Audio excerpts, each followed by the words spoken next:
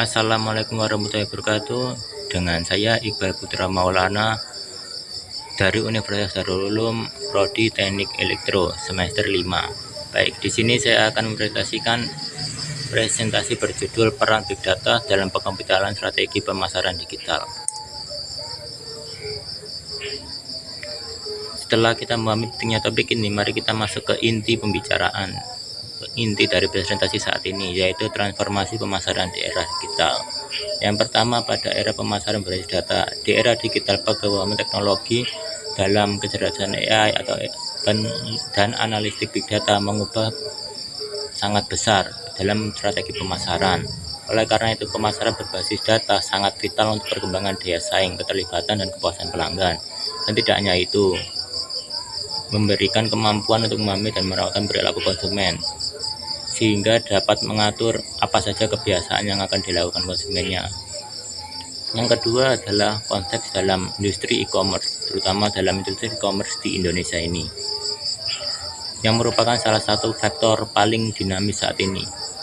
Ya, ada banyak seperti Shopee, Tokopedia, Lazada, sudah ada banyak contohnya. Pemasaran digital dalam industri e-commerce sangat penting sekali dan menjadi kunci utama untuk memenangkan pasar. Siapa yang bisa menjadi lebih modern, lebih bagus dalam pemanfaatan AI-nya, menjadi lebih berkuasa juga. Yang kedua adalah pada pengertian apa itu big data. Big data adalah kumpulan data yang sangat besar dan kompleks yang tidak dapat diolah menggunakan perangkat konvensional. Big data sendiri itu sangat besar sekali jumlah datanya, sehingga kalau untuk diolah sendiri oleh manusia satu persatu itu akan membutuhkan sangat lama, sehingga dibutuhkanlah artificial intelligence atau AI tersebut.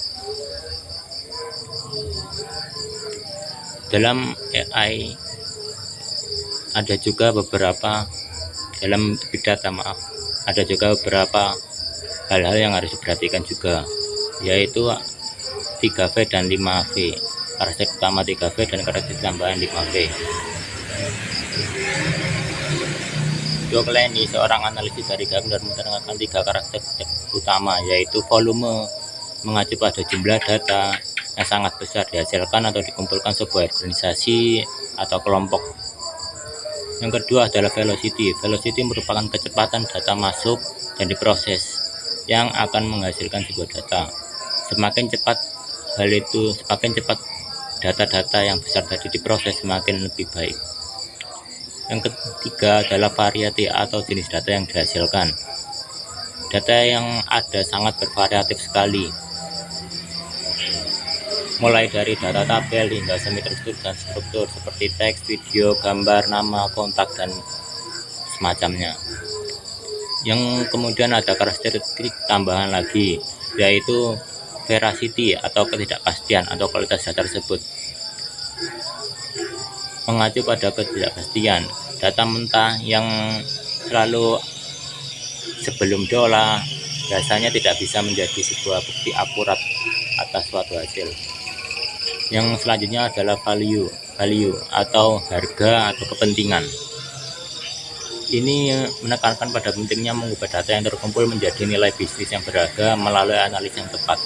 Dalam pemasaran, value adalah kemampuan untuk memberikan personalisasi dan wawasan prediktif.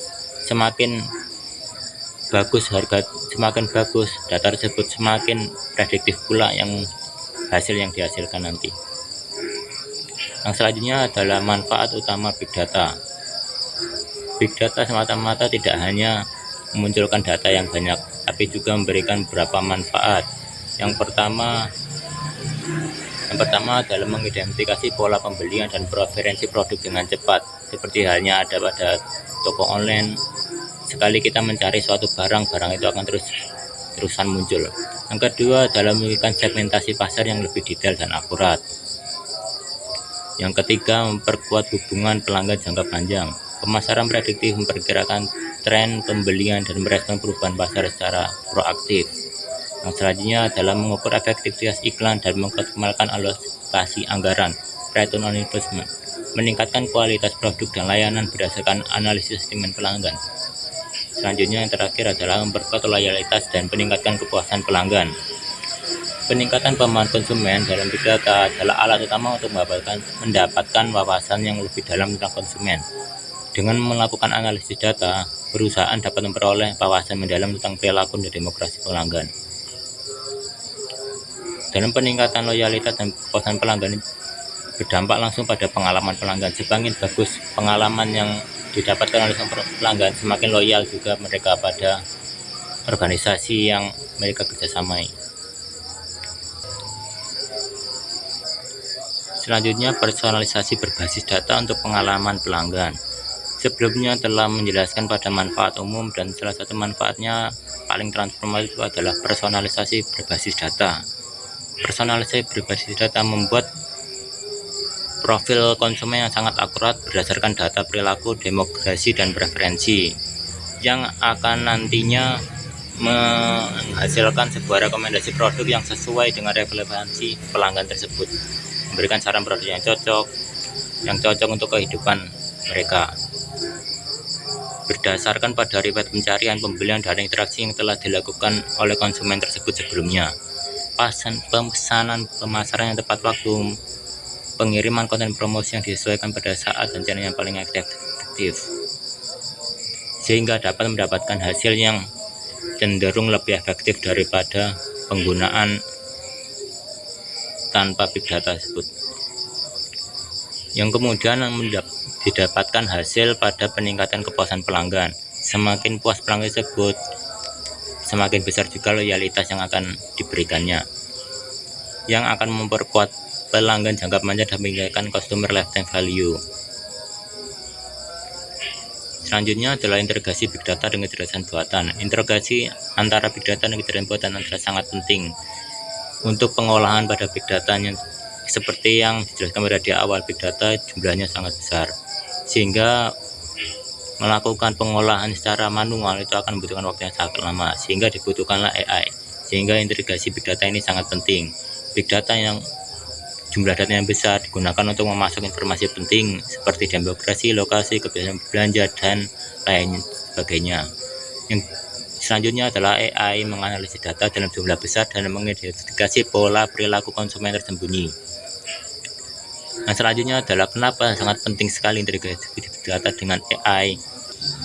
Big data dan AI memiliki peran yang saling melengkapi, sehingga integrasi pada keduanya menjadi sangatlah penting. Yang pertama adalah peningkatan personalisasi. AI memungkinkan perusahaan untuk mempersonalisasi pemasaran secara lebih efektif dan menanggapi kebutuhan pelanggan. Yang kedua adalah analitik prediktif. AI memungkinkan pemasar untuk memprediksikan tren masa depan dan perilaku konsumen berdasarkan data yang dikumpulkan dari berbagai saluran digital, sehingga bisa memprediksi apa yang akan dibutuhkan oleh seorang pelanggan ke depannya. Pengambilan keputusan otomatis. Lebih dari 80% interaksi konsumen diprediksi akan dikelola tanpa keterlibatan manusia pada tahun 2025. Penggunaan big data dengan AI menjadi sangat penting di masa depan. Hal-hal seperti melakukan input data manual dan lain sebagainya menjadi sangat. Yang ketiga adalah pengambilan keputusan otomatis. Lebih dari 80% interaksi konsumen diprediksi akan dikelola tanpa keterlibatan manusia pada tahun 2025, yang kemudian akan meningkatkan pemasaran dan penjualan, yang dimana sektor keduanya tersebut akan memiliki adopsi AI tertinggi di industri global, sekitar 15% dibandingkan sektor yang lain. Selanjutnya, yang terakhir adalah kesimpulan. Dampak transformatif AI dan big data secara signifikan meningkatkan efektivitas strategi pemasaran digital. Dan dalam penggunaan SDM, mengembangkan program pelatihan untuk meningkatkan keterampilan tenaga kerja dalam bidang big data dan analitik. Keunggulan lainnya adalah meningkatkan segmentasi pasar, personalisasi pengalaman, dan efisiensi operasional perusahaan.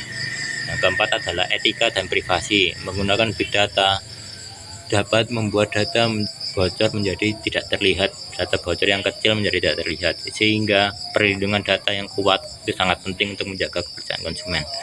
Yang kelima adalah fokus investasi. Menginvestasikan sumber daya ke dalam teknologi keamanan data dan infrastruktur yang kuat. Yang terakhir adalah mempercepat pertumbuhan bisnis dan mendapatkan keunggulan kompetitif di pasar yang dinamis. Baik, sementara itu saja untuk presentasi kali ini. Berikut adalah referensi-referensi yang saya ambil untuk membuat presentasi hari ini. Baik, terima kasih sudah mendengarkan presentasi saya. Assalamualaikum warahmatullahi wabarakatuh.